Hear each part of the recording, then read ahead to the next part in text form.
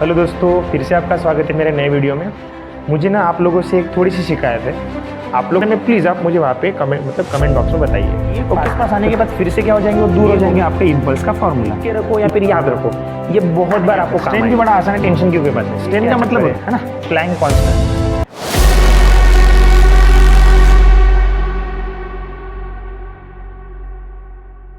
Hello दोस्तों, फिर से आपका स्वागत है मेरे नए वीडियो में। पिछले क्लास तक हमने वर्क तक पूरा फिनिश किया है। आज हम उसके आगे का पार्ट कंटिन्यू करने वाले हैं। मुझे ना आप लोगों से एक थोड़ी सी शिकायत है। आप लोग वीडियो तो देख रहे हो, बस उसको आप लाइक नहीं कर रहे हो और कमेंट नहीं कर रहे हो। आपको जो भी डेटा अच्छा लग रहा है, अगर आपको मेरा पढ़ाना अच्छा लग रहा है तो प्लीज़ वो मेंशन करो। बुरा भी लग रहा है तो भी मेंशन करो। और क्या है कि जो मतलब ज़रूरतमंद है, जिसको लगता है कि हाँ उसका साइंस कमज़ोर है, उसको फिजिक्स में थोड़ी दिक्कत है, तो ये वीडियो उसको आप सजेस्ट करो। इससे आपको तो कुछ पैसे तो लगने वाले हैं नहीं। इतना सा काम आप कर दीजिए, हो सकता है भगवान आपका भला करेगा। ठीक है, चलो आइए थोड़ा सा देखिए। आज हम वर्क के आगे का पार्ट डिस्कस करने वाले हैं। पिछले वाले वीडियो के बारे में अगर आपको इन्फॉर्मेशन चाहिए तो डिस्क्रिप्शन बॉक्स में आपको मिल जाएगा, उसका लिंक मैं वहाँ पर रख दूँगा।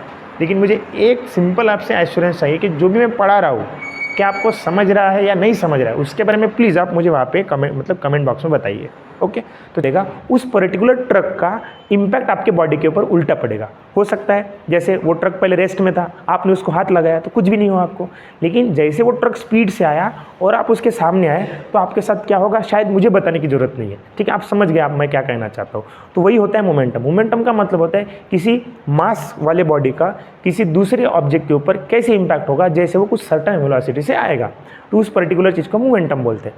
अब कुछ बेसिक सवाल आते हैं मोमेंटम के बारे में, जैसे कि अब देखो इसको मैं एक्सप्लेन करूंगा जब हम फोर्स नाम का चैप्टर पढ़ेंगे तब। फिलहाल मैं आपको एक बेसिक इंट्रोडक्शन दे रहा हूँ और यूनिट और डायमेंशन के बारे में बात करेंगे। तो देखिए मोमेंटम सिंपल, जैसे दो बॉडी अगर एक में को टक्कर लगाती है, तो जो ये हो गया सिचुएशन टक्कर लगाने से पहले। अब टक्कर लगाएंगे तो क्या हो जाएंगे, वो पास पास आ जाएंगे। तो ये पास पास आने के बाद फिर से क्या हो जाएंगे, वो दूर हो जाएंगे। तो ये हो गया सिंपल। यहाँ पे टक्कर मारने से पहले यानी बिफोर कोलिजन, यहाँ पे टक्कर मारते समय यानी जब कोलिजन हो रहा है तब, और ये हो गया कोलिजन के बाद। तो यहाँ पे क्या होगा कि सिंपल समझना कि जब दो चीज़ों का टक्कर होता है तो मोमेंटम हमेशा जैसे का वैसे रहता है। अब इसका एक्सप्लेनेशन, इसके बारे में डेमोस्ट्रेशन में, इसके बारे में आपको जब forces and laws of motion नाम का चैप्टर पढ़ेंगे तब हम समझने वाले हैं। तो मैं ये बार बार इसलिए बता रहा हूँ ताकि आपको ये ना लगे कि सर आधा अधूरा पढ़ रहा हूँ। मैं आधा अधूरा नहीं पढ़ रहा हूँ, मैं चैप्टर को लेकर चल रहा हूँ। ठीक है ना। तो मोमेंटम, अब इसमें एक क्वेश्चन ये आता है आपका कि मोमेंटम हमेशा जब दो बॉडी एक में को टकराएगी तो मोमेंटम हमेशा कंजर्व रहेगा। कैसे रहेगा, कंजर्व। कंजर्व का मतलब जैसे का वैसा रहना। तो मोमेंटम ना चेंज होता है ना कुछ एक्स्ट्रा आता है, मोमेंटम जैसे का वैसा रहता है। कब, जब दो ऑब्जेक्ट एक में को टकराते हैं। तो महाराष्ट्र पब्लिक सर्विस कमीशन के एग्जाम में एक साल ये सवाल आया था कि जब दो इलास्टिक बॉडी एक में को टकराती है तो कौन सी चीज़ कांस्टेंट रहेगी, फिर कौन सी चीज़ नहीं बदलेगी। तो वहाँ पे आपको ऑप्शन दिखेंगे, फोर्स हो गया, एनर्जी हो गया, ये सब रहेगा। तो आपको मोमेंटम टिक करना है वहाँ पे। ठीक है, तो चलो मैंने आपको क्या बताया मोमेंटम का मतलब बताया मैंने, उसके बाद मैंने आपको मोमेंटम का फॉर्मूला बताया और मोमेंटम कंजर्व होता है ये बताया मैंने आपको। और सिंपल बात है, मोमेंटम का मीनिंग मैंने समझाया कि क्या होता है। अब बाद में जो मोमेंटम है ना, ये और डीप में जाके हमें पढ़ना है और मैंने आपको फिर से बताया चैप्टर का नाम क्या है, अब आगे समझेंगे। अब मोमेंटम का हम यूनिट बनाएंगे। यूनिट, तो यूनिट क्या होता है, देखो मास एक फंडामेंटल क्वांटिटी है, तो मास का यूनिट आपको अच्छे से पता है, केजी होता है मास का यूनिट, और वेलोसिटी का यूनिट होता है मीटर पर सेकंड। तो ये हो गया इसका यूनिट। इसको और हम ऐसे लिख सकते हैं, केजी, मीटर और सेकंड का पावर -1। देखो स्टेट बोर्ड की किताबों में जनरली ये लिखा रहता है और सीबीएसई की किताबों में जनरली ये लिखा रहता है। तो दोनों में कुछ भी फर्क नहीं है, दोनों सेम ही है, तो ज़्यादा टेंशन लेने की बिल्कुल ज़रूरत नहीं है। तो ये हो गया आपका मोमेंटम का यूनिट। तो मोमेंटम का यूनिट क्या है, केजी मीटर पर सेकंड। क्या यूनिट है, जल्दी से बोलिए, मेरे साथ बोलो, केजी मीटर पर सेकंड। अब इससे मैं बता रहा हूँ कुछ चीज़ों को ना डायरेक्टली याद रखो, जैसे फोर्स के डायमेंशन, वो आपको जल्दी मतलब जैसे के वैसे याद होने चाहिए ताकि वो आपको बाकी जगह पे बहुत ज़्यादा हेल्प करेंगे। तो वैसे मोमेंटम का फॉर्मूला और यूनिट दोनों याद रखो। मोमेंटम का यूनिट क्या होता है, केजी मीटर पर सेकंड। चलो अब हम इनके डायमेंशन निकालते हैं। रेलवे में डायरेक्ट आपको डायमेंशन पूछ सकता है कि what are the dimension of momentum. तो फिर आप रेलवे के एग्जाम में अगर आपको मतलब सिंपल बात है, अगर डायरेक्टली याद है तो कोई दिक्कत ही नहीं है। मैं आपको बना के दिखा तो डायमेंशन क्या होता है। तो डायमेंशन लिखने के लिए लेंथ मास और टाइम ये लिखेंगे अपन। अब देखो केजी यानी मास होगा, कितनी बार है, एक बार है, लिख लिया अपन ने। यहाँ पे क्या है, मीटर है, मीटर यानी लेंथ एक बार है, और टाइम एक बार है, लेकिन नीचे होने के कारण इसको मैं -1 लगाऊंगा। तो ये हो गए डायमेंशन किसके, मोमेंटम के। तो डायमेंशन क्या हो गए मोमेंटम के, L1 m1 t-1। क्या हो गया डायमेंशन, L1 m1 t-1। तो ये बात आपको याद रखनी है। यहाँ पे आपका मोमेंटम इतना, फिलहाल इस चैप्टर के लिए इतना फिनिश हो गया। अब देखो जरूर ये है, पेपर में सवाल ये आएंगे आपको कि बताओ इनमें से कौन से क्वांटिटी के डायमेंशन सेम है। तो फिर आपको पता होना चाहिए कि यार ये डायमेंशन क्या होता है, फिर ये कैसे निकाला जाता है। कुछ चीज़ों को आपको याद ही रखना पड़ेगा। मैं आखिरी में आपको एक टेबल बना के दूंगा, उस टेबल में आपको ये बताऊंगा मैं कि दो चीज़ें कौन सी और उनके डायमेंशन क्या है, वो सेम है। और पेपर में ऐसे सवाल आपको ज़्यादा पूछे जाएंगे। तो मोमेंटम के डायमेंशन किसी एक और के साथ और मैच होने वाले, तो इसीलिए ना इसको जरूर याद रखिए आप। तो यूनिट क्या है इसका, चलो पहले फॉर्मूला बताओ, मास इंटू वेलोसिटी। मीनिंग क्या होता है, तो इम्पैक्ट होता है इसका मीनिंग। उसके बाद देखो इसका फॉर्मूला होता है मास इंटू वेलोसिटी, यूनिट है kg मीटर पर सेकंड, और उसके डायमेंशन होंगे L1 m1 t-1। ठीक है, तो इतना डेटा मेरे ख्याल से सफिशिएंट है। अब हम आगे समझेंगे मोमेंटम के बाद। चलो मोमेंटम के बाद आता है, मोमेंटम के बाद आपको पढ़ना है इम्पल्स। इम्पल्स, इम्पल्स, ठीक है।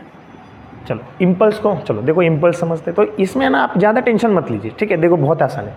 इम्पल्स का मतलब क्या होता है कि चेंज होना, और किसके अंदर चेंज होना, मोमेंटम के अंदर चेंज होगा।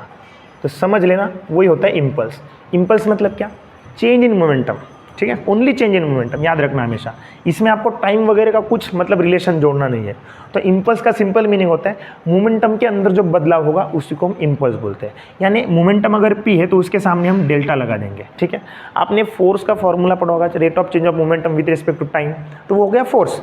यानी अगर हम मोमेंटम के चेंज को टाइम के साथ कंपेयर करते हैं तो ये फोर्स बनता है। ये क्या बनता है, फोर्स बनता है। लेकिन अगर मैं टाइम वाले फैक्टर को हटा दे रहा हूँ तो यहाँ पे फोर्स ना बन के ये नाम क्या बनेगा, इम्पल्स बनेगा। तो ये आपको बराबर याद रखना है कि इम्पल्स और फोर्स में फ़र्क होता है। इम्पल्स में आपको समय का कोई फ़र्क नहीं करना है, सिर्फ समय आपको लेना ही नहीं, आपको समय को कंसिडर ही नहीं करना है। ओनली आपको चेंज इन मोमेंटम, ये क्वांटिटी पे ध्यान रखना है। अगर मोमेंटम में बदलाव होगा तो उसी को हम क्या बोलेंगे, इम्पल्स बोलेंगे। यानी फोर्स का सिंपल फॉर्मूला होता है, फोर्स का फॉर्मूला होता है impulse upon time, that is called force, याद रखना। तो ये भी फॉर्मूला आपको याद रखना है फोर्स का। तो फोर्स का फॉर्मूला क्या हो गया, इम्पल्स अपॉन टाइम। इम्पल्स मतलब क्या होगा, चेंज इन मोमेंटम, और चेंज इन मोमेंटम ऊपर आने की वजह से यहाँ पे ऊपर क्या आया, इम्पल्स आया। तो मुझे नहीं लगता इसमें अभी कुछ ज़्यादा आपको डाउट होना चाहिए। अब देखो मोमेंटम का फॉर्मूला भी पता है आपको। तो मोमेंटम जो इम्पल्स है वो तो मोमेंटम के ऊपर डिपेंडेंट है। यानी जो इम्पल्स होगा उसका फॉर्मूला होगा चेंज इन मोमेंटम। अब मोमेंटम क्या होगा, final momentum minus initial momentum, यही तो होगा चेंज इन मोमेंटम का फॉर्मूला। और इसमें अगर हम देखेंगे तो मोमेंटम का फॉर्मूला आता है मास इंटू, अब देखो फाइनल को मैं v बोल देता हूँ, ऑब्जेक्ट का मास तो जैसे का वैसा रहेगा, minus mass into initial velocity. यहाँ से अगर मैं मास कॉमन लेता हूँ तो क्या बनेगा, v माइनस यू बनेगा। तो ये हो गया आपका इम्पल्स का फॉर्मूला। तो याद रखना, अब इसका यूनिट बनाएंगे अपन। तो यूनिट ही देखो क्या होगा, मास, तो मास का यूनिट होता है kg। अब देखो वेलोसिटी में से वेलोसिटी जाएगा तो वेलोसिटी आएगा कुछ ना कुछ, तो जो भी वेलोसिटी आएगा उसका यूनिट क्या होता है, मीटर पर सेकंड। तो देखो आप यही यूनिट हमारा आया था किसका, किसका आया था यूनिट, यही यूनिट हमारा आया था मोमेंटम का। तो ये बात आप याद रखना कि मोमेंटम और इम्पल्स का यूनिट सेम है। अगर यूनिट सेम है तो डायमेंशन भी क्या रहेंगे, सेम रहेंगे। तो चलो इसके डायमेंशन निकालो। तो फिर से L M T, तो डायमेंशन क्या होंगे, देखो लेंथ है एक बार तो एक बार, मास है एक बार तो एक बार, और ये -1। तो पेपर में सवाल आएगा इनमें से कौन से दो लोगों का, दो क्वांटिटीज़ का यूनिट या फिर डायमेंशन सेम है। तो आपको बराबर टिक करना है मोमेंटम और इम्पल्स। तो यहाँ से हम क्या सीखे कि मोमेंटम और इम्पल्स का यूनिट भी सेम है और डायमेंशन भी सेम है, ये आपको याद रखना है, ठीक है ना। तो मेरे ख्याल से अभी आपको कोई डाउट नहीं होना चाहिए। जल्दी से रिवाइज करो, मोमेंटम क्या होता है और इम्पल्स क्या होता है, ठीक है। तो हम आगे बढ़ेंगे, एक बार हो सके तो रिवाइज करके देखो, अगर नहीं समझ में, मुझे नहीं लगता डाउट होना चाहिए आपको, ठीक है। तो इम्पल्स और मोमेंटम में क्या फ़र्क होता है ये भी मैंने आपको अच्छे से समझा दिया है, ठीक है। चलो आगे बढ़ेंगे और अगली क्वांटिटी की तरफ बढ़ते हैं। अगली क्वांटिटी हमें पढ़नी है, अगली क्वांटिटी हमें पढ़नी है प्रेशर। तो बड़ा ही सिंपल चीज़ है। प्रेशर का मतलब क्या होता है, प्रेशर देखो क्या होता है, प्रेशर, ठीक है। चलो तो प्रेशर को फिर से हम P से डिनोट करते हैं। अब प्रेशर यानी क्या, बड़ा ही सिंपल सी बात है। जैसे फॉर एग्जांपल देखो, आपने कहावत सुनी होगी, अगर जहाँ पे सुई का काम है वहाँ पे तलवार किसी काम की नहीं, है ना, ये डायलॉग है। तो ये डायलॉग पता है क्यों, ये प्रेशर की वजह से डायलॉग है। जैसे कि देखो एक मतलब मान लीजिए मिट्टी का बहुत ऐसा मतलब मिट्टी एक जगह पे इकट्ठा किया अपन ने, ठीक है, और अभी खेलने का मूड है हमारा, ठीक, मस्त धूप है, सवेरे सवेरे का टाइम है, मस्त ठंडी के दिन है अभी, है ना। तो क्या होगा कि आपको मैंने बोला कि चलो साहब मिट्टी के जो मिट्टी है वहाँ पे आप सो जाइए ऊपर। तो मिट्टी आप सो जाओगे ऊपर, तो सोने से क्या होगा, आपकी पीठ के ऐसे सोओगे ना, साइड पीठ के साइड में सो जाओगे ना आप, तो उससे क्या होगा कि वो मिट्टी थोड़ी सी नीचे दबेगी आपके सोने की वजह से। फिर से मैंने क्या किया, आपको उठाया और फिर से मैंने उसको क्या किया, फिर से जमा किया जैसी थी पहले वैसे ही। अब मैंने बोला चलो इस मिट्टी पे खड़े रहो। तो बताओ दो सिचुएशन में से कौन से टाइम आप ज़्यादा अंदर धंसोगे, मतलब आपकी बॉडी कौन से टाइम ज़्यादा अंदर धंसेगी। तो मेरे ख्याल से जवाब होगा आपका कि जब हम खड़े रहेंगे तब वो मिट्टी ज़्यादा अंदर धंसेगी, है ना। ये बात आपको समझ में आ गई होंगी। या फिर जो अपना नोटिस बोर्ड होता है वहाँ पे अगर आपको कीला ऐसे ठोकना है तो नहीं जाएगा, लेकिन अगर थोड़ी सी नीडल जो टाचनी बोलते हैं उसको, ठीक है, टाचनी, ठीक है, तो या फिर सेफ्टी पिन वगैरह, तो वो बड़े आसानी से वापस इसके अंदर घुस जाएगा, ठीक है ना। तो इसका रीज़न ये है कि उसके बाद चलो और एक बात समझ लेते हैं। जो पता है ना आपको सुई डॉक्टर देता है ना, इंजेक्शन का जो नीडल होता है, वो नीडल हमेशा सामने की तरफ से ज़्यादा जितना हो सके उतना मतलब पतला करने की कोशिश की होती है, यानी जितना ज़्यादा हो सके उतना उसको ऐसे पॉइंटेड बनाने की कोशिश होती है, एकदम ऐसे होते हो, ठीक है, ऐसी होती है वो इंजेक्शन की सुई, है ना, इस तरीके से। तो इसको ज़्यादा पॉइंटेड बनाने की मतलब कोशिश की जाती है। ये जितना एरिया छोटा होगा उतना ज़्यादा वो नीडल आसानी से हमारे बॉडी में घुसेगा। तो इसके पीछे रीज़न है फिजिक्स का। क्या रीज़न है कि अगर एरिया कम होगा, एरिया क्या होगा, कम होगा, तो प्रेशर आपका ज़्यादा लगता है, और प्रेशर ज़्यादा लगेगा तो डेफिनेटली वो जो नीडल है बड़े आसानी से अपने बॉडी में जाएगी और ज़्यादा तकलीफ नहीं होगी उस नीडल को हमारे बॉडी के अंदर जाने के लिए। तो ये आपको समझ में आना चाहिए कि ये जो मतलब प्रेशर है ये फोर्स से थोड़ा अलग है। यानी इसमें क्या होगा, प्रेशर में क्या होता है, आपको फोर्स को रिलेट करना पड़ता है एरिया के साथ। यानी प्रेशर का जो फॉर्मूला होगा P बराबर फोर्स अपॉन एरिया। अब ये फोर्स भी कैसे होना चाहिए, तो ये फोर्स होना चाहिए परपेंडिकुलर। फोर्स कैसे होना चाहिए, परपेंडिकुलर। पर्टिकुलर एरिया को अगर परपेंडिकुलर फोर्स लगता है तो उस पर्टिकुलर, सिंपल इसको देखो, और उस पर्टिकुलर एरिया पे लगता है तो उसको हम प्रेशर बोलते हैं। तो प्रेशर का फॉर्मूला क्या होगा, perpendicular force upon area, perpendicular force upon area. जैसे आप इसको थ्रस्ट भी बोल सकते हो, क्या बोल सकते हो, थ्रस्ट, ठीक है, थ्रस्ट, परपेंडिकुलर फोर्स को थ्रस्ट भी बोलते हैं। तो याद रखना ये बात, थ्रस्ट और प्रेशर में क्या डिफरेंस है, सॉरी, थ्रस्ट और फोर्स में क्या डिफरेंस है। फोर्स बोले तो ऐसा कैसे भी जाएगा, लेकिन एक बात आप समझो, फोर्स अगर परपेंडिकुलर है तो उस पर्टिकुलर फोर्स को हम क्या बोलते हैं, थ्रस्ट बोलते हैं, और वो पर्टिकुलर एरिया को अगर लग रहा है तो उसको हम बोलेंगे प्रेशर। क्या बोलेंगे, प्रेशर। तो प्रेशर का फॉर्मूला क्या गया, प्रेशर बराबर आ गया फोर्स अपॉन एरिया। अब देखो बेटा क्या है, मैं आपको इस क्लास में फिर से एक बार फोर्स के डायमेंशन मतलब निकाल के दूंगा, लेकिन आपको ये याद रखना है। मैंने पिछली वीडियो में भी बताया था कि आप फोर्स के डायमेंशन याद रखो, क्योंकि बहुत बार बहुत सारे फॉर्मूलेज में आने वाला है। तो देखो क्या होगा, बड़ा आसान है। तो देखो इसमें क्या होगा कि फोर्स का यूनिट देखो, तो आप जनरली बोलोगे न्यूटन है सर, और एरिया का यूनिट होता है मीटर स्क्वायर। तो इसका यूनिट क्या बन गया, न्यूटन पर मीटर स्क्वायर। इसका यूनिट क्या बन गया, न्यूटन पर मीटर स्क्वायर। लेकिन जब आपको डायमेंशन निकालने पड़ेंगे तो डायमेंशन निकालने के लिए इसको आपको एक तो फंडामेंटल क्वांटिटीज़ में चेंज करना पड़ेगा, या फिर आपको इसके डायमेंशन जनरली जल्दी याद रखने पड़ेंगे। तो मैं पहला है इस अभी आज की वीडियो का ये पहला टॉपिक है जहाँ पे फोर्स के डायमेंशन काम आ रही है, इसलिए मैं निकाल के दे रहा हूँ। अदरवाइज मैं ऐसे कंसिडर करूँगा कि आपको फोर्स का डायमेंशन पता है। तो देखो फोर्स का फॉर्मूला होता है मास इंटू एक्सेलरेशन। अब इसमें और डिवाइड बाय एरिया। अब देखो मास एक फंडामेंटल लेकिन एक्सेलरेशन नहीं है, लेकिन मैं आपको डायरेक्ट यूनिट से बताता हूँ, ठीक है। मास का यूनिट होता है केजी, मास का यूनिट क्या होता है केजी। उसके बाद एक्सेलरेशन का यूनिट होता है मीटर पर सेकंड स्क्वायर। उसके बाद ये एरिया का यूनिट होगा मीटर स्क्वायर। आप देख सकते हो कि 1 मीटर और 1 मीटर कैंसिल होगा और ये यूनिट बनेगा केजी, और ये सेकंड स्क्वायर नीचे आएगा, केजी पर मीटर सेकंड स्क्वायर। ये बनेगा आपका किसका, प्रेशर का फिलहाल यूनिट। क्या बनेगा, यूनिट। तो ये भी यूनिट आपको पूछ सकता है। तो न्यूटन पर मीटर स्क्वायर की जगह और एक यूनिट बनेगा, कौन सा, केजी पर मीटर सेकंड स्क्वायर। ये भी आपको मतलब यूनिट रह सकता है किसके लिए, ऑप्शन में, कि प्रेशर का यूनिट ये वगैरह वगैरह है, ठीक है। चलो इसके अपन डायमेंशन निकालते हैं अपन। तो डायमेंशन क्या होगा, LMT, ठीक है। चलो लेंथ की चीज़ है, यस, नीचे इसलिए माइनस में आएगा, एक बार है। मास है, एक बार ऊपर है तो प्लस में आएगा, और टाइम 2 बार है लेकिन नीचे इस वजह से -2 आएगा। तो इस तरीके से आपके डायमेंशन हो जाएंगे किसके, प्रेशर के। तो प्रेशर के बारे में मैंने आपको इसका डेफिनेशन यानी फॉर्मूला बता दिया, देन उसका यूनिट बता दिया, 2 यूनिट बताए, और एक आता है पास्कल, ठीक है। तो वो पर्टिकुलर चैप्टर का पार्ट है कि हम प्रेशर के बारे में हम पूरा पढ़ रहे हैं। यहाँ पे मैं chapter only unit and dimension पढ़ रहा हूँ, इस वजह से आपको इतना याद रखना है, ठीक है, कि प्रेशर का फॉर्मूला क्या है और प्रेशर का यूनिट क्या है और प्रेशर का डायमेंशन क्या है। बस इतनी आपको इस वाले चैप्टर में सफिशिएंट है। बाकी हम एक्चुअली जब हम चैप्टर स्टार्ट करेंगे तब हम इस बारे में और डिस्कस करेंगे। तो फिलहाल आप समझ लो इसके डायमेंशन क्या है, L-1 M1 T-2। मैं फिर से एक बार इसका दूसरा तरीका बता देता, ठीक है। देखो दूसरा तरीका कैसा होता है, जैसे मैं आपको फोर्स के पहले डायमेंशन निकाल के बताता हूँ। फोर्स का फॉर्मूला क्या होता है, मास इंटू एक्सेलरेशन, यूनिट क्या बनेगा kg मीटर पर सेकंड स्क्वायर। इसके डायमेंशन पहले निकाल के याद रख लो आप, ठीक है। तो क्या होगा LMT, ठीक है ना। तो देखो लेंथ एक बार है, मास एक बार है, T-2 दो बार है, ठीक है। तो ये बनेगा आपका इतना। अब देखो इसके डायमेंशन की मदद से मैं प्रेशर के डायमेंशन कैसे निकालता हूँ। तो देखो कैसे, प्रेशर का फॉर्मूला आपको पता है क्या होता है, फोर्स अपॉन एरिया। अब देखो फोर्स के डायमेंशन मेरे पास है, बस आप पुट करो डायमेंशन इसकी जगह पे।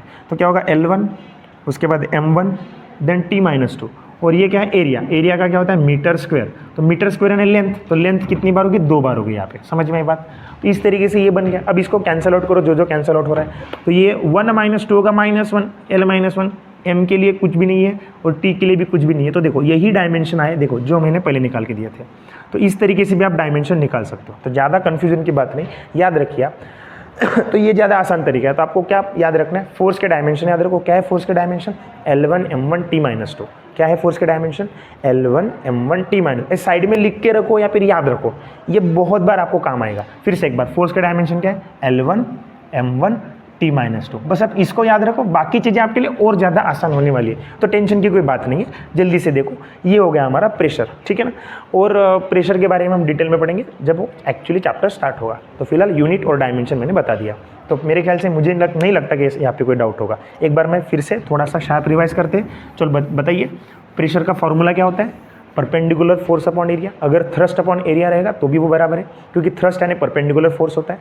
उसके बाद उसका यूनिट क्या होता है, ये भी मैंने बताया, न्यूटन पर मीटर स्क्वायर, ये भी बताया। और उसके डायमेंशन भी मैंने आपको क्लियर करके दिए। क्या है, L-1 M1 T-2। ये किसके डायमेंशन है, आपके प्रेशर के, ठीक है ना। चलो जल्दी से अब हम अगले क्वांटिटी की तरफ बढ़ते हैं। अगला क्वांटिटी हमारा पावर।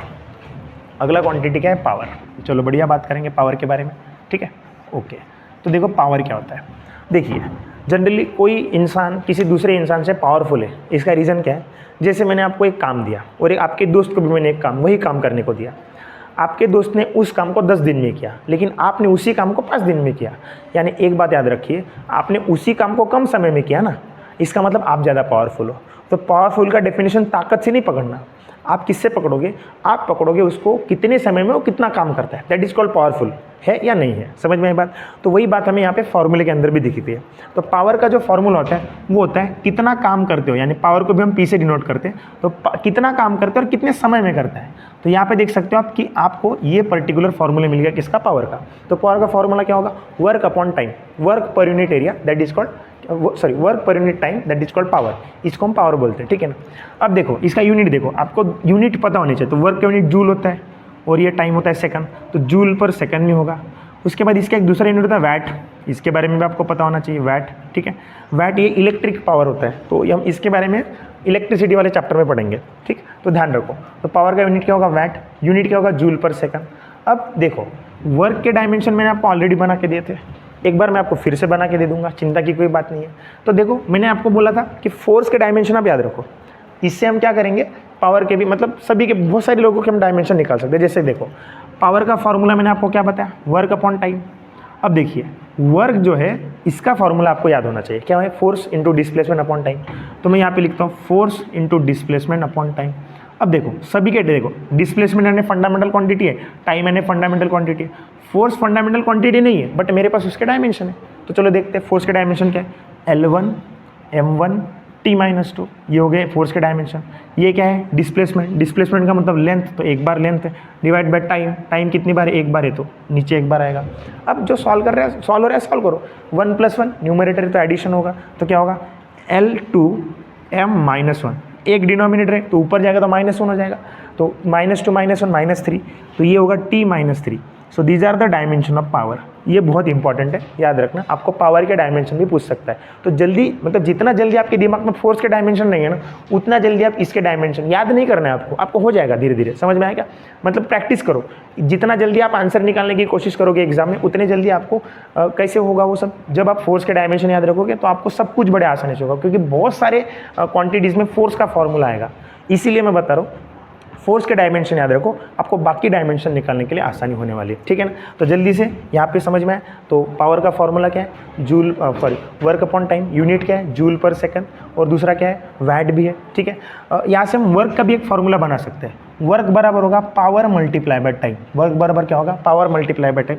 यहाँ से आप वर्क का भी फॉर्मूला लिख सकते हो, ठीक है। हाँ तो चलो देखो, और इसका होता है हॉर्स पावर वगैरह, तो मैं फिर से बता रहा हूँ वो हम अलग चैप्टर में पढ़ेंगे, जब हम एक्चुअली पावर वगैरह सब चीज़ें स्टार्ट करेंगे तब मैं आपको इन बारे में बताने वाला हूँ इस बारे में। तो फिलहाल आप इतना याद रखो, क्योंकि ये चैप्टर का नाम है यूनिट एंड डायमेंशन, तो मैंने बता दिया यहाँ पे, ठीक है। चलो आगे बढ़ेंगे और अगले क्वांटिटी की तरफ बढ़ते हैं, ठीक है। चलो और भी हो गया, ओके और क्या है नेक्स्ट है टॉर्क। नेक्स्ट क्या है टॉर्क, ठीक है। टॉर्क बड़ा इंपॉर्टेंट पॉइंट है टॉर्क।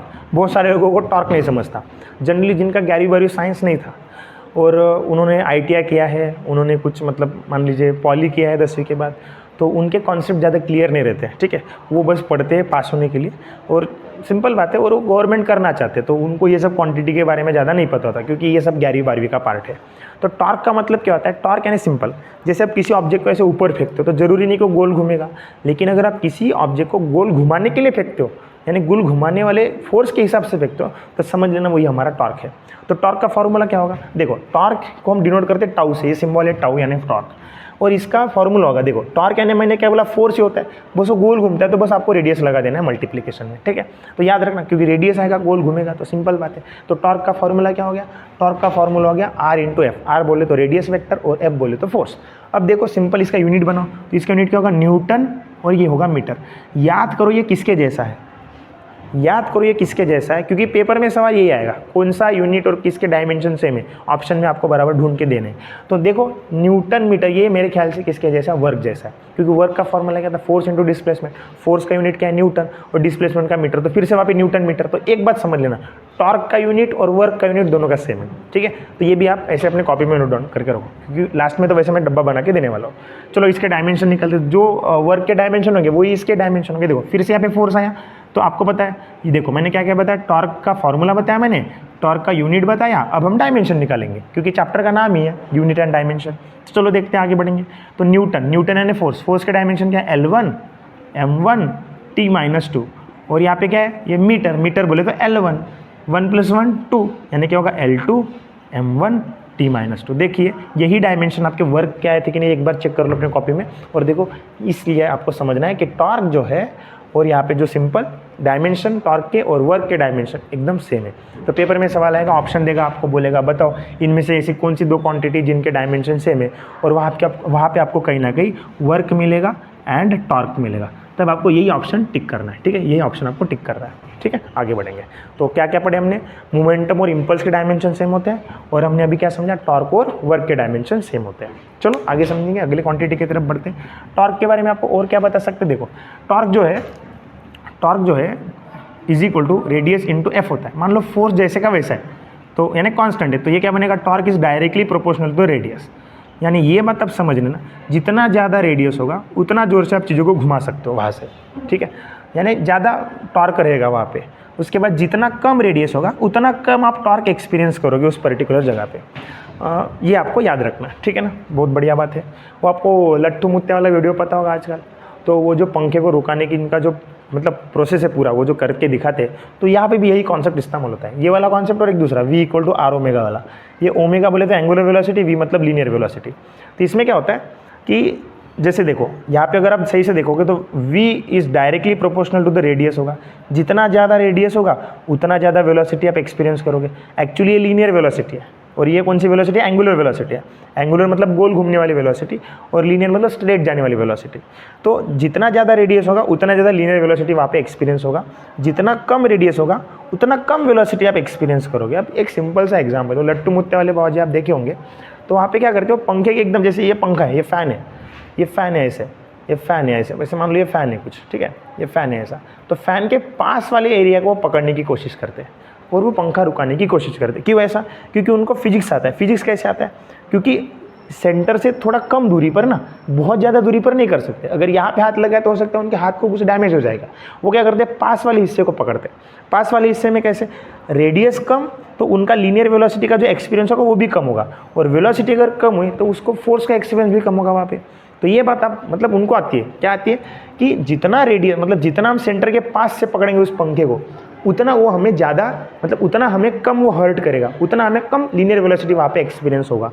इस वजह से वो पंखे को यहाँ से रुकाते हैं, ना कि ऐसे ये जो पाते इसके पंखे के यहाँ से दूर जाते हैं। ठीक है, समझ में आया क्यों? तो ये आपको समझ में आना चाहिए। तो फिजिक्स सभी जगह पे आपको बस पढ़ने की जरूरत है। ठीक है, चलो तो हमने क्या समझा यहाँ पे, टॉर्क समझा। टॉर्क यानी क्या होता है, गोल घुमाने वाला फोर्स। टॉर्क का फॉर्मूला क्या होता है, टॉर्क यानी फोर्स ही होता है, बस समझ लो वो गोल घुमाता है। तो ऑब्जेक्ट को गोल घुमाते हैं तो एक रेडियस बनेगा, तो इस वजह से आर लगा देना। तो टॉर्क का फॉर्मूला क्या हो गया, रेडियस इंटू फोर्स हो गया। यूनिट जैसा वर्क का यूनिट है वैसा इसका यूनिट होगा। और वर्क के डायमेंशन अगर आपको समझे तो टॉर्क के भी डायमेंशन वही है, तो ज़्यादा कुछ कन्फ्यूजन की बात नहीं होनी चाहिए। चलो हम अगली क्वांटिटी की तरफ बढ़ते हैं। अगली क्वांटिटी है, नेक्स्ट क्वांटिटी है स्ट्रेस। ठीक है, नेक्स्ट क्वांटिटी है स्ट्रेस। चलो आगे बढ़ेंगे। स्ट्रेस क्या है, चलो स्ट्रेस, चलो स्ट्रेस क्या है। तो स्ट्रेस मतलब जैसे नाम में है, कुछ स्ट्रेस आया होगा, बड़ा टेंशन है आज मेरे को, है ना, ऐसा वाला स्ट्रेस नहीं। स्ट्रेस आने क्या होता है, किसी ऑब्जेक्ट को अगर हम फोर्स लगाते हैं तो वो ऑब्जेक्ट क्या करता है, अपनी शेप जैसी की वैसी रीगेन करने की कोशिश करता है। तो वो रीगेन शेप करने के लिए उसके अंदर एक फोर्स डेवलप होता है, उसको हम रिस्टोरिंग फोर्स बोलते हैं। कौन सा फोर्स बोलते हैं, रिस्टोरिंग फोर्स। तो स्ट्रेस जो होगा वो रिस्टोरिंग फोर्स पे डिपेंड करता है। तो स्ट्रेस बराबर होगा, रिस्टोरिंग फोर्स को मैं आर से डिनोट करता हूँ और पर्टिकुलर एरिया पे लगेगा। पर्टिकुलर क्या लगेगा, एरिया पे लगेगा। जो भी होगा वो ऑब्जेक्ट उसका कुछ एरिया भी होगा, तो उस एरिया के अंदर कितना रिस्टोरिंग मतलब फोर्स जनरेट हुआ है, तो उस वाले सिंपल उसको हम क्या बोलेंगे, स्ट्रेस बोलेंगे। ठीक है, उसके एक हुक्स नाम के एक साइंटिस्ट थे, उन्होंने इसके बारे में लॉ भी दिया है, हुक्स लॉ करके, तो वो हम बाद में समझेंगे, स्ट्रेस और स्ट्रेन। ठीक है, चलो देखते हैं आगे क्या होता है। तो स्ट्रेस का फॉर्मूला क्या हो गया, restoring force upon area. Restoring force upon area. अब देखो ये भी तो एक फोर्स ही है ना, तो मैं इसको नॉर्मली फोर्स अपॉन एरिया बोल सकता हूँ, बिल्कुल बात है। और यही तो प्रेशर था, तो यहीं से पता चल गया कि यार स्ट्रेस और प्रेशर इनके दोनों के यूनिट सेम होंगे, इनके दोनों के डायमेंशन सेम होंगे। तो देखो अब तक हमें 3 जोड़ियाँ हो गई हमारी। पहली कौन सी, मोमेंटम और इम्पल्स की, दूसरी कौन सी, टॉर्क और वर्क की, और तीसरी कौन सी अभी पता की हमने, कौन सी, प्रेशर और स्ट्रेस की। तो देखो यही आपको इंपॉर्टेंट है इस वाले चैप्टर में कि कौन से किसके यूनिट सेम है, डायमेंशन सेम है। देखते हैं आगे। चलो बाकी तो आपको समझ में आ गया होगा। फोर्स का यूनिट क्या है, न्यूटन, और एरिया का यूनिट क्या है, मीटर स्क्वायर। अब डायमेंशन भी आप निकाल सकते हो बड़ा आराम से, जो प्रेशर के डायमेंशन है वही इसके डायमेंशन है। चलो फिर से एक बार, चलो मैं बना के दिखाता। फोर्स के डायमेंशन आपको पता है L1 M1 T-2, और एरिया के क्या आएंगे, एरिया मतलब मीटर स्क्वायर, मीटर स्क्वायर मतलब L2, ये क्या होगा L-1 M1 T-2। तो ये इसके डायमेंशन हो गए। ठीक है ना, तो स्ट्रेस का मतलब समझ में आ गया, फॉर्मूला समझ में आ गया, यूनिट समझ में आया और डायमेंशन समझ में आया। मुझे नहीं लगता इसके आगे कोई आपको डाउट होना चाहिए। ठीक है, चलो बढ़ते हम अगले क्वांटिटी की तरफ। चलो स्ट्रेस के बाद है स्ट्रेन। चलो स्ट्रेन समझते हैं।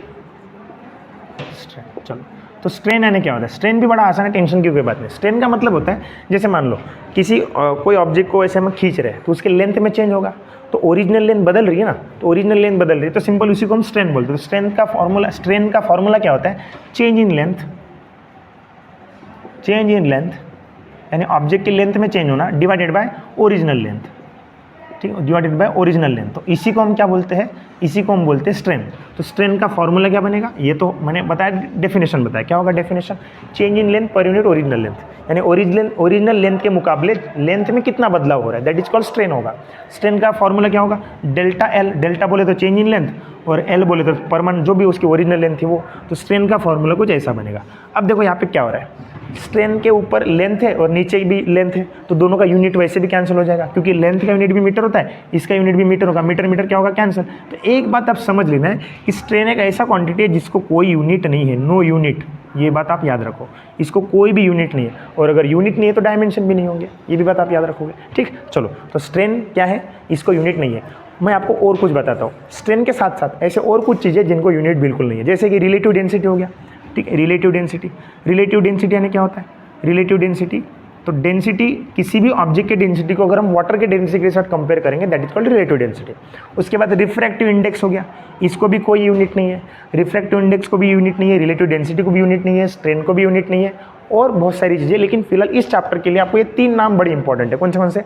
स्ट्रेन, रिफ्रैक्टिव इंडेक्स, उसके बाद रिलेटिव डेंसिटी, और बहुत सारी चीज़ें। लेकिन फिलहाल यहाँ पे बात करना कोई मतलब की बात नहीं है, आपको बस इतना याद रखना कि वहाँ पे बोल सकता है कि ऐसी कौन सी चीज़ें है जहाँ पे यूनिट नहीं है, तो आपको बराबर ऑप्शन में देखना पड़ेगा कि स्ट्रेन है क्या, रिलेटिव डेंसिटी है क्या, रिफ्रैक्टिव इंडेक्स है क्या, तो इनको कोई भी यूनिट नहीं होगा। चलो आगे बढ़ेंगे। चलो नेक्स्ट है रेजिस्टेंस। अब ये बड़ा इंपॉर्टेंट है, बहुत सारे लोगों को रेजिस्टेंस का यूनिट वगैरह सब पता है लेकिन उसके डायमेंशन नहीं पता। तो आज हम पूरा डिटेल में पढ़ने वाले रेजिस्टेंस के यूनिट कैसे निकालते हैं, डायमेंशन कैसे निकालते हैं। सभी बच्चों को रेजिस्टेंस का यूनिट ओहम तो पता होगा, लेकिन ओहम के अलावा भी अगर ऑप्शन में आए तो फिर कौन से यूनिट होंगे, इस बारे में हम आज बात करने वाले हैं। ठीक है, चलो देखते हैं। तो आपको डिटेल में पढ़ाने वाला, चिंता की कोई बात नहीं। रेजिस्टेंस को हम डिनोट करते हैं कैपिटल आर से। देखो इसको हम करंट वाले चैप्टर में डिटेल में पढ़ेंगे, लेकिन फिलहाल अभी हमें यूनिट और डायमेंशन बनाने इसके। तो रेजिस्टेंस को डिनोट करते हैं हम आर से। अब आपको अच्छे से पता है कि आपको ओहम्स लॉ आता होगा शायद। तो ओहम्स लॉ ने क्या बोला, ओहम्स ने क्या बोला था कि अगर एक क्लोज सर्किट में हम जितना ज़्यादा वोल्टेज अप्लाई करेंगे उतना ज़्यादा करंट वहाँ पे बनेगा। ठीक है, उतना ज़्यादा वहाँ पे क्या बनेगा, करंट बनेगा। यानी वोल्टेज और करंट दोनों डायरेक्टली प्रोपोर्शनल है, और उस दौरान कांस्टेंट रहेगा टेम्परेचर और रेजिस्टेंस उस पर्टिकुलर सर्किट का। तो रेजिस्टेंस को हम कैपिटल आर से डिनोट करेंगे क्योंकि वो कांस्टेंट था, इसीलिए वहाँ पे ये जो सिंबल था डायरेक्टली प्रोपोर्शनल का वो हट जाएगा और उसके जगह पे बराबर का साइन आएगा, और आई जैसे का वैसा। तो ये है ohm's law. What is this? Ohm's law. तो ओहम्स लॉ से रेजिस्टेंस का फॉर्मूला आ गया R is equal to voltage upon current. ठीक है, तो आर इज इक्वल टू आया फॉर्मूला वी अपॉन आई। लेकिन याद रखना ये बस सफिशिएंट नहीं है। अगर हमें रेजिस्टेंस का यूनिट निकालना है तो फिलहाल आपको पता है कि 1 वोल्ट अपॉन, अब देखो करंट तो एक फंडामेंटल क्वांटिटी है। फंडामेंटल क्वांटिटी तो सिंपल बात है, यहाँ पे एम्पियर आएगा, यहाँ पे क्या आएगा, एम्पियर आएगा। तो 1 वोल्ट 1 एम्पियर डिवाइड करोगे तो आपको मिलेगा 1 ओहम। तो 1 ओहम का डेफिनेशन आपको पूछ देता है। अगर आप 1 वोल्ट वोल्टेज अप्लाई करोगे, देखो मैं फिर से एक बात बता रहा हूँ कि वोल्टेज का यूनिट वोल्ट होता है। ठीक है, वोल्टेज के भी डायमेंशन मैं आपको बना के देने वाला हूँ, क्योंकि रेजिस्टेंस का अगर मुझे डायमेंशन चाहिए तो मुझे वोल्टेज के भी डायमेंशन निकालने पड़ेंगे। तो इस वाले रेजिस्टेंस मतलब इस वाले टॉपिक में दोनों हो जाएंगे, वोल्टेज भी हो जाएगा और रेजिस्टेंस भी हो जाएगा। बस आप थोड़ा पेशेंस रखो। तो देखो 1 volt upon volt 1 ampere that is called 1 ohm. लेकिन ओहम तो एक ऐसा यूनिट है ना, प्रॉब्लम ये है कि हमें डायमेंशन चाहिए। तो डायमेंशन के लिए हमारे पास सारी फंडामेंटल क्वांटिटीज होनी चाहिए। तो फिलहाल मेरे पास वोल्ट तो एक फंडामेंटल क्वांटिटी नहीं है, एम्पियर है लेकिन वोल्ट नहीं है। तो हमें क्या करना पड़ेगा, हमें वोल्टेज के बारे में थोड़ा सोचना पड़ेगा और हमें पहले वोल्टेज के डायमेंशन निकालने पड़ेंगे। तो चलो हम सबसे पहले वोल्टेज के डायमेंशन निकालते हैं, वोल्ट के डायमेंशन निकालते हैं। ठीक है, चलो देखते हैं। अब आपको पता होगा जब हम इलेक्ट्रिक चार्ज की बात करते हैं तो उसको जब हम फोर्स लगाएंगे तभी जाके अपने जगह से दूसरे जगह जाएगा, एक जगह से दूसरे जगह जाएगा, और तब जाके करंट क्रिएट होगा अपने सर्किट के अंदर। तो आपको करंट का डेफिनेशन या फिर करंट का फॉर्मूला पता है, charge per unit time, rate of flow of charge with respect to time, that is called current. ठीक है, अब देखो यहाँ पे अगर आप सही से देखोगे तो टाइम जो है वो एक फंडामेंटल क्वांटिटी है और करंट जो है वो भी एक फंडामेंटल क्वांटिटी है। आप फंडामेंटल क्वांटिटी का लिस्ट देखो एक बार, 7 में से ये 2 लोग हैं। ठीक है, तो यहाँ से मुझे चार्ज का फॉर्मूला मिल जाएगा, Q बराबर हो जाएगा I इंटू टी। क्यू बराबर क्या हो जाएगा, I इंटू टी। इस फॉर्मूले को थोड़ा साइड में रखेंगे 2 मिनट के लिए। फिर आपको पता है कि हम कितना ज़्यादा काम करते हैं। तो इलेक्ट्रिक में क्या काम होता है, देखो कैसे इलेक्ट्रिक जब हम करंट फ्लो करवाते हैं तो इसमें क्या फ्लो होता है, चार्ज फ्लो होता है। तो चार्ज का क्यू आएगा और उसको फ्लो करवाने के लिए फोर्स लगाते हैं और उसी फोर्स को हम क्या बोलते हैं, वोल्टेज बोलते हैं। तो वोल्टेज का वी हो जाएगा। ठीक है, तो वर्क का फॉर्मूला क्या आ गया, वी इंटू क्यू। वर्क का फॉर्मूला क्या आ गया, वी इंटू। ये इलेक्ट्रिक वर्क है बेटा, साधारण यहाँ पे नॉर्मल वर्क नहीं है। नॉर्मल वर्क तो फोर्स इंटू डिस्प्लेसमेंट होता है। तो यहाँ पे आप उसी लॉजिक से याद रख सकते हो कि डिस्प्लेसमेंट किसका होगा, चार्ज का होगा। और कब होगा, जब इसको हम वोल्टेज लगाएंगे। तो W बराबर क्या हो गया, V इंटू क्यू हो गया। अब यहाँ से देखो, अब इसमें देखो वर्क के डायमेंशन तो आपको पता है। यहाँ से मैं एक काम कर सकता हूँ, यहाँ से मैं Q का फॉर्मूला निकाल सकता हूँ। तो Q का फॉर्मूला कैसे होगा, Q या फिर वोल्टेज का फॉर्मूला निकालेंगे यहाँ से। ठीक है, तो वोल्टेज का फॉर्मूला क्या होगा, W अपॉन क्यू होगा। वोल्टेज का फॉर्मूला क्या होगा, W अपॉन क्यू होगा। अब देखो मेरे पास Q की वैल्यू आ गई है फंडामेंटल क्वांटिटीज़ में, I इंटू टी। तो V बराबर हो जाएगा, ये W जैसे का वैसा Q के जगह पे हम क्या रख सकते हैं, I इंटू टी रख सकते हैं। अब देखो करंट भी एक फंडामेंटल क्वांटिटी और टाइम भी एक फंडामेंटल क्वांटिटी है। अब बताइए क्या मेरे पास वर्क के डायमेंशन नहीं है ना। तो चलो हम उसी का इस्तेमाल करेंगे। तो देखो मुझे वर्क के डायमेंशन बिल्कुल याद नहीं है और याद रखने की जरूरत भी नहीं है आप लोगों को।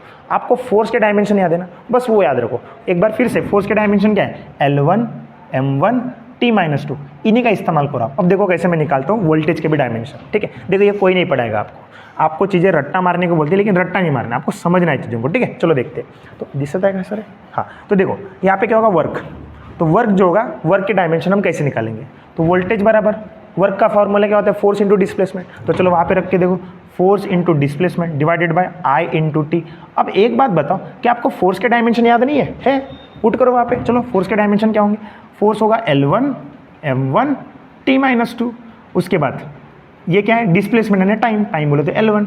और यहाँ पे देखो एम्पियर, देखो करंट का यूनिट क्या होता है, एम्पियर, एक बार है, और टाइम यानी T1, एक बार है, ठीक है, बढ़िया। अब देखो बड़े आसानी से काम बनेगा, देखो कैसे होगा। अब क्या करेंगे, यहाँ पे सॉल्व करो। तो 1 + 1 क्या होगा, 2 होगा, L2 हो जाएगा। मास के लिए कोई नहीं तो M1 हो जाएगा। यहाँ पे देखो T1 -2 -1 क्या होगा, -3 होगा, ठीक है। और यहाँ पे देखो ये A1 जो होगा ऊपर जाके क्या होगा, -1 होगा। इस तरीके से आपके वोल्टेज के डायमेंशन आएंगे, इस तरीके से आपके वोल्टेज के डायमेंशन। अब देखो मुझे कुछ याद नहीं रहा, इतना लंबा कौन याद रखेगा, इतना सारा डेटा हमारे पास है पढ़ने के लिए, कितना याद रखेंगे। तो फिजिक्स में याद कितना करोगे आप, तो इसलिए आप फोर्स के डायमेंशन याद रखो, आप बड़े आसानी से बहुत सारी चीज़ों के डायमेंशन निकालोगे। हम पढ़ रहे हैं रेजिस्टेंस, वहाँ पे क्या काम आया, फोर्स आया। तो मैं फिर से बता रहा हूँ, एक मेक के साथ रिलेटेड चीज़ें, इसलिए जो कोई भी पढ़ाने वाला होगा आपको बोलते हैं ना, वो कीवर्ड्स को बराबर याद रखने, ताकि आपको बाकी चीज़ों में आसानी होगी। तो देखिए ये हो गए वोल्टेज के डायमेंशन, एक इसके डायमेंशन हो गए वोल्टेज के डायमेंशन। अब मुझे बताइए, जब हम रेजिस्टेंस का फॉर्मूला देखते हैं तो रेजिस्टेंस का फॉर्मूला क्या आया, ओम्स लॉ से V/I। अब I बोले तो फंडामेंटल क्वांटिटी, और मतलब करंट, और वोल्टेज के मेरे पास ऑलरेडी डायमेंशन, तो अब निकल गया, काम हो गया। अभी रेजिस्टेंस के डायमेंशन देखो, रेजिस्टेंस के डायमेंशन क्या होंगे, देखो बड़ा आसान है। वोल्टेज के डायमेंशन आ गया L2 M1 T-3 और A-1 और डिवाइडेड बाय, यहाँ पे क्या होगा, एम्पियर है ना, फिर से तो A1 आएगा, ऊपर जाएगा तो -1 होगा, यानी क्या होगा L2 M1 T-3 और ये बनेगा A-2।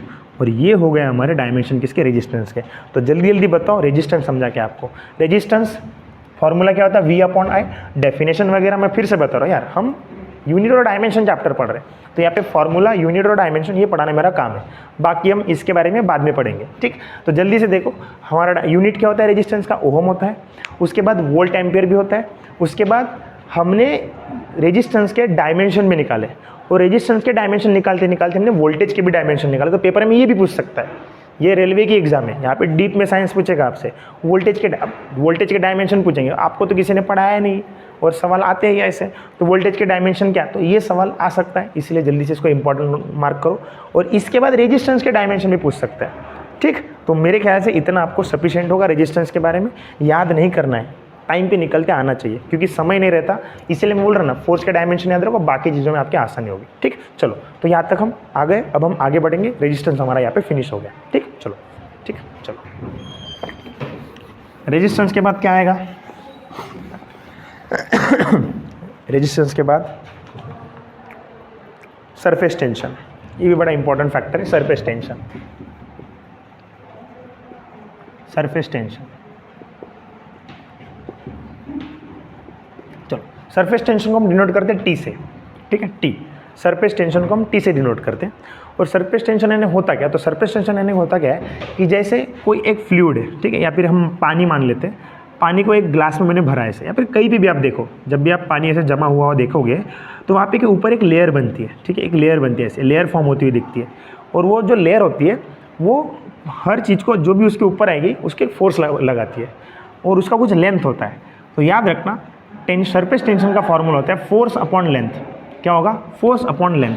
तो ये बात आपको देखो, यहाँ पे भी फोर्स आया, अब आसान हो गया ना। चलो फिर से एक बार, सरफेस टेंशन का फॉर्मूला क्या हो गया, फोर्स अपॉन लेंथ। उसके बाद बाकी तो आपको पता है, यूनिट क्या होगा, न्यूटन पर मीटर होगा, इसका यूनिट क्या होगा, न्यूटन पर मीटर, क्योंकि न्यूटन होता है फोर्स का यूनिट और लेंथ का यूनिट होता है मीटर। और उसका आप यूनिट बना सकते हो, देखो फोर्स का फॉर्मूला होता है mass into acceleration upon length. तो देखो मास का यूनिट क्या होता है, केजी, एक्सेलरेशन का क्या होता है, मीटर पर सेकंड स्क्वायर, और डिवाइडेड बाय लेंथ का होता है मीटर, मीटर कैंसिल होगा, तो केजी पर सेकंड स्क्वायर, ये भी आपका यूनिट होगा किसका, टेंशन का, सरफेस टेंशन का। तो ये भी आपको याद रखना है। अब ऑप्शन में हमें न्यूटन पर मीटर दिखेगा और साथ साथ में ये भी दिखेगा, देखो ऐसा ऑप्शन होगा ए, ऐसा ऑप्शन होगा बी, एक सी, एक दूसरा ऑप्शन रहेगा मान लीजिए, और डी में आपको बोलेगा बोथ ए एंड बी। तो बच्चों को न्यूटन पर मीटर याद है, लेकिन बी वाला याद ही नहीं रहता है, केजी पर सेकंड स्क्वायर याद ही नहीं है, तो फिर आपका आंसर गलत हो जाएगा। यानी आपको पता था फिर भी गलत हो गया आंसर। क्यों? क्योंकि आपको ये वाला यूनिट नहीं पता था। तो इसीलिए बता रहा हूँ, थोड़ा सा जरूरी चीज़ें हैं। तो टेंशन के 2 यूनिट याद रखना सरफेस टेंशन के, एक हो गया न्यूटन पर मीटर और दूसरा हो गया केजी पर सेकंड स्क्वायर। ठीक है, चलो अब इसके डायमेंशन निकालते हैं। डायमेंशन निकालने के लिए मैंने क्या बोला था कि जो फोर्स के डायमेंशन याद रखो, क्योंकि देखो फिर से एक बार फोर्स है तो क्या है L1 m1 t-2 divided by metre. Metre यानी क्या होगा L यानी क्या होगा L1, ठीक है, लेंथ, ठीक है। तो L1, तो एक सिंपल बात है, L1 कैंसिल हो जाएगा तो क्या बचेगा L0 आएगा m1 t-2। So these are the dimension of surface tension. ठीक है इतना। अब ये सरफेस टेंशन क्यों जरूरी है, कैसा है, ये जब हम पर्टिकुलर चैप्टर पढ़ेंगे तब समझेंगे। फिलहाल आप इतना याद रखो, ठीक है ना, आगे समझेंगे। चलो सरफेस टेंशन भी फिनिश हो गया।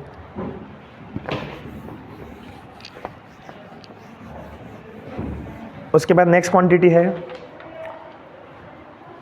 फ्रीक्वेंसी। फ्रीक्वेंसी तो पता होगा आपको, फ्रीक्वेंसी क्या होता है, समय का उल्टा होता है फ्रीक्वेंसी। फ्रीक्वेंसी यानी 1/टाइम, ठीक। टाइम एक फंडामेंटल क्वांटिटी है और टाइम का यूनिट होता है सेकंड, तो फ्रीक्वेंसी का यूनिट होगा सेकंड का पावर -1 और इसी को हम बोलते हैं हर्ट्ज। इसी को क्या बोलते हैं, हर्ट्ज बोलते हैं, ठीक है। ये बात आप याद रखना। तो सेकंड का पावर -1, तो इसी को हम क्या बोलते हैं, 1 हर्ट्ज। ये बात आपको सिंपल याद रखनी। इसके डायमेंशन क्या होंगे, लेंथ नहीं है, मास नहीं है और टाइम है लेकिन नीचे तो -1 होगा, ठीक है। तो ये बात याद रखो। तो ये हो गए फ्रीक्वेंसी के डायमेंशन, L0 m0 t-1 और यूनिट क्या होगा, हर्ट्ज, ठीक है। सेकंड का इन्वर्स होता है हर्ट्ज, ओके। और आगे समझेंगे,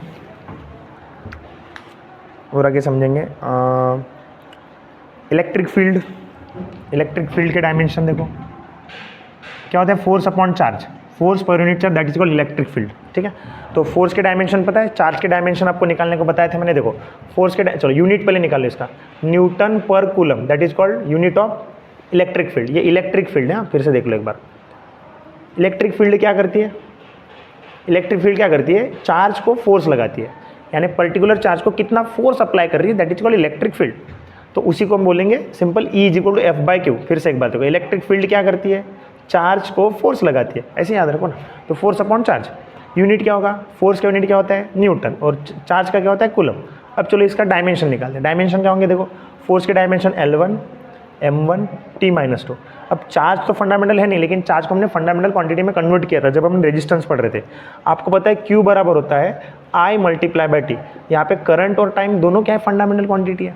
तो सिंपल आपको क्या करना पड़ेगा, चार्ज के केस में क्या करना पड़ेगा, A1 और T1 ऐसे पुट करना पड़ेगा। तो क्या बनेंगे डायमेंशन आपके किसके, इलेक्ट्रिक फील्ड के, L1 m1, ये बनेगा t-3, क्योंकि ऊपर जाके -1 -2 -1 -3 और a⁻⁻1। तो ये बनेंगे इलेक्ट्रिक फील्ड के डायमेंशन, ठीक है। तो जल्दी से देखो, इलेक्ट्रिक फील्ड का formula force upon charge, unit Newton पर कूलम और डायमेंशन हो गया L1 m1 t-3 a-1, ठीक। तो ये भी ऑप्शन में मिलेगा आपको। बहुत ही इंपॉर्टेंट क्लास है, पहले बताओ, यहाँ से एक सवाल आपके पेपर में जरूर आएगा, ठीक। ये जो 2 लेक्चर आप करोगे ना, इसमें आपके लगभग 2-3 सवाल मिलेंगे आपको, ठीक है। चलो देखते हैं, आगे बढ़ेंगे। इलेक्ट्रिक फील्ड हो गया। अगले क्वांटिटी की तरफ हम बढ़ेंगे। अगली क्वांटिटी हमें पढ़नी है। तो जैसे देखो, वोल्टेज तो मैंने पढ़ा दिया है उससे में, तो पढ़ाने की जरूरत नहीं है सेपरेट। प्लैंक कांस्टेंट, अब ये क्या चक्कर है ना, प्लैंक कांस्टेंट। तो प्लैंक कांस्टेंट क्या होता है, देखो आपको पता है फॉर्मूला, कौन सा फॉर्मूला पता है, E = h न्यू मतलब फ्रीक्वेंसी। ये क्या होता है, फ्रीक्वेंसी होता है। तो ये होगा हमारा प्लैंक कांस्टेंट। यहाँ से प्लैंक कांस्टेंट का फॉर्मूला आएगा कि यस आएगा, E/फ्रीक्वेंसी, न्यू मतलब फ्रीक्वेंसी होता है।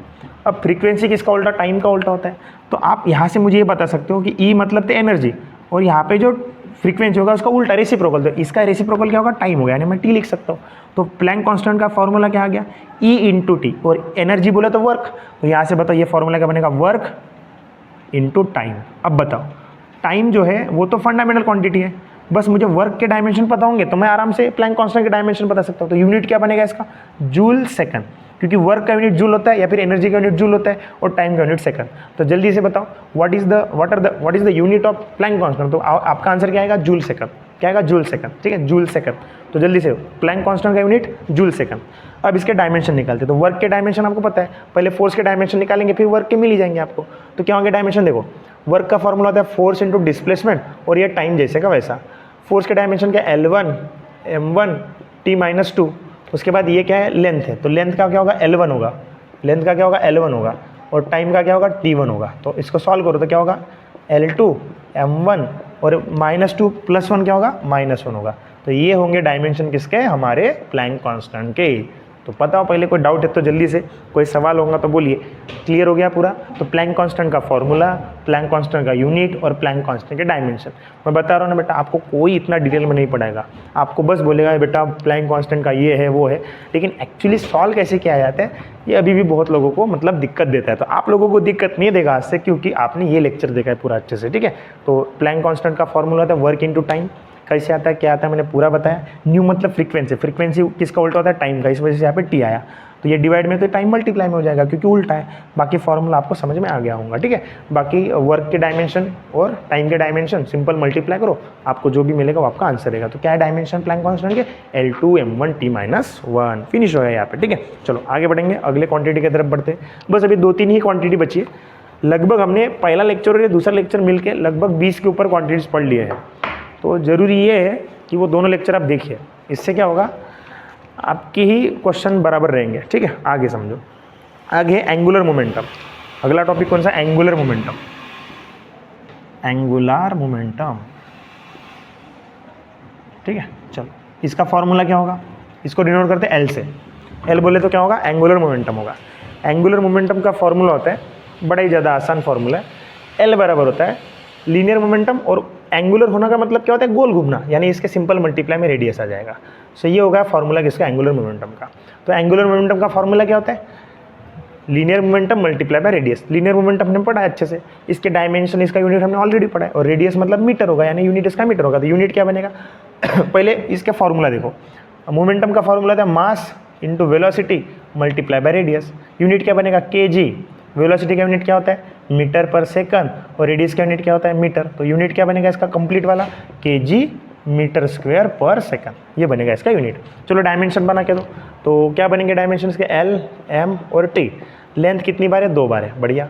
मास कितनी बार है, 1 बार है, और टाइम कितनी बार है, 1 बार है, लेकिन नीचे इस वजह से माइनस। तो ये होंगे डायमेंशन किसके, एंगुलर मोमेंटम के। तो what are the dimension of angular momentum, L2 m1 t-1। और यूनिट क्या होगा, यूनिट होगा kg मीटर स्क्वायर पर सेकंड, और फॉर्मूला क्या होगा, L = P × R। बड़ा आसान है, टेंशन की कोई बात नहीं, ठीक है। जिसको लीनियर मोमेंटम आ गया उसको एंगुलर भी आएगा, बस आपको मीटर से मल्टीप्लाई करना होगा, बस खत्म, ठीक है। चलो आगे बढ़ेंगे। नेक्स्ट क्वांटिटी है यंग मॉडुलस, ठीक है। नेक्स्ट क्वांटिटी क्या है, यंग मॉडुलस। तो इसमें भी बच्चों को बड़ा दिक्कत होता है। यंग मॉडुलस क्या होता है, देखो यंग्स मॉडुलस। तो देखो आपको मैंने बताया था थोड़ी देर पहले हुक्स लॉ। हुक्स ने क्या बोला था, स्ट्रेस अपॉन स्ट्रेन, मतलब sorry stress is directly proportional to the strain बोला था। तो वही वाला है यंग मॉडुलस। देखो क्या कैसे बना, देखो मैं बता रहा हूँ। स्ट्रेस जो है वो डायरेक्टली प्रोपोर्शनल होगा स्ट्रेन से, ये बोला था हुक्स ने, इसी को हुक्स लॉ बोलते हैं। तो अगर ये प्रोपोर्शनलिटी का साइन हटाना है तो कांस्टेंट लेना पड़ेगा। तो स्ट्रेस बराबर क्या बनेगा, यंग्स मॉडुलस का कांस्टेंट मैं y लेता हूँ, जैसे इसको अलग अलग ई से दिखाते हैं, मैं y से दिखा रहा हूँ, जरूरत नहीं है आप कौन से भी इससे दिखाओ।